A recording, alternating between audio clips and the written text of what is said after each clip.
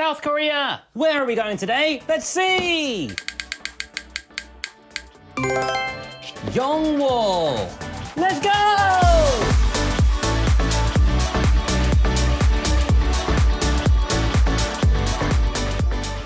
The sky was clear and you could see the mountains surrounding Yeongwol.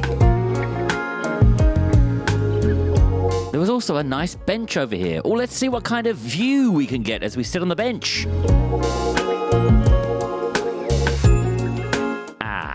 This sign may be a little bit of a hint of what we're going to see next as we make our way up the stairs.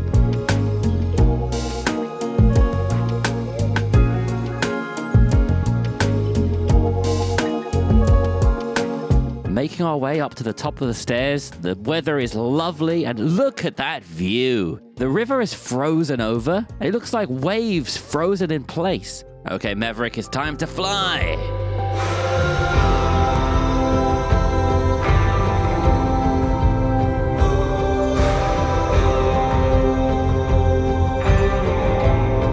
This is Seondol. This is potentially the nicest scenery I've ever seen in my life. There is a rock standing apart from the other, and the view between is incredible. I know exactly what I need to do. I need to fly Maverick right through the middle.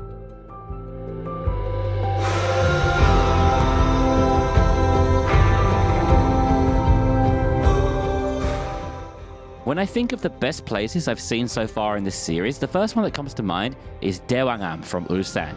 But this is definitely up there as a competitor for the nicest scenery I've seen so far. Now on to destination number 2.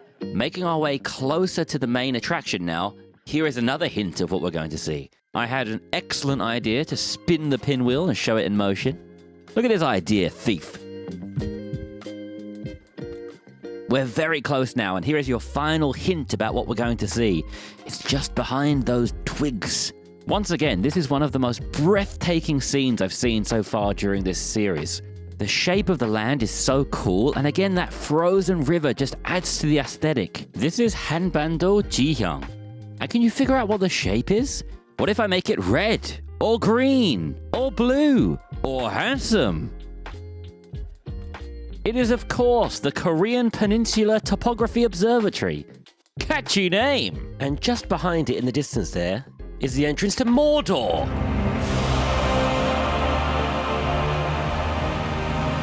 Back in the town center now, going for a little walk around, you can see there are many historical buildings. The historical roofs that look like they're hundreds, if not thousands of years old. What do you think this contains? Oh, it must contain very ancient artifacts that are so important to Korea's history. It is Isaac Toast. Ah, yes, I can imagine the ancient Korean folk sitting down and devouring a quattro cheese sandwich. This is the most interesting shop I've seen in this series so far. They sell rock TV, rock vacuum cleaner, rock heater, rock rice cooker, rock heater again, rock microwave. Every lake, every river, every piece of water looked so cool with the ice over the top. And in this large river, you can actually see straight through it. It's so clear. This river is actually the Hangang, the same one that's in Seoul. It's connected all the way here, a solid 2.5 hours on the bus away. Yeongwol was home to incredible sights and also just absolutely bizarre things. I mean, look at that in the distance. Is that a head? It is a head! I checked on the map to see if it was part of a sculpture park or something, and it's not connected to anything. After flying Maverick through the Seondol rocks, I then thought, can I also fly him through this small star? I could, but it was very nerve-wracking. The next thing I want to show you is this really fancy-looking building. It looks both fancy, ancient, and important, which are 3 things that I'm always looking for on my travels. What do you think it is? To me, it looks almost like a palace. So as I was approaching it, I thought, is it a palace? No, this is actually the local train station. This is Yeongwol. This is where you would take a train.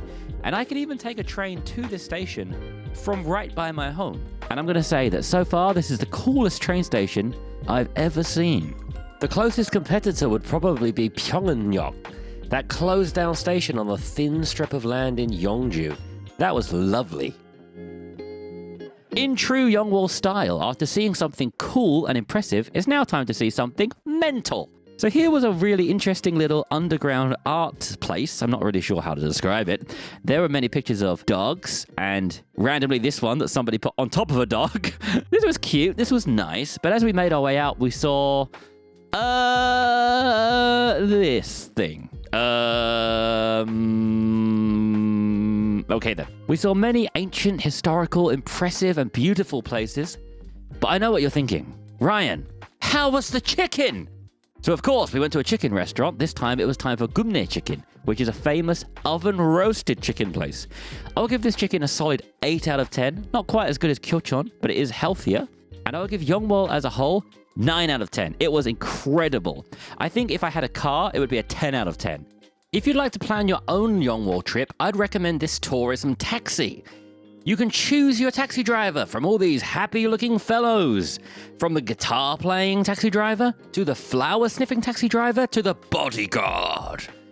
You can even choose the happiest man in the world. They have many different courses, but I'd recommend the 5-hour course. This actually goes to all the places I wanted to go. Yeongwol Station, the Korean Peninsula-shaped land, a museum, Seondol Rock, a tomb, a lake where a king was exiled, a traditional market. It has everything. Thank you for watching this episode, everybody. I hope that you enjoyed it, and I hope you'll join me next Sunday for the next episode. See you there!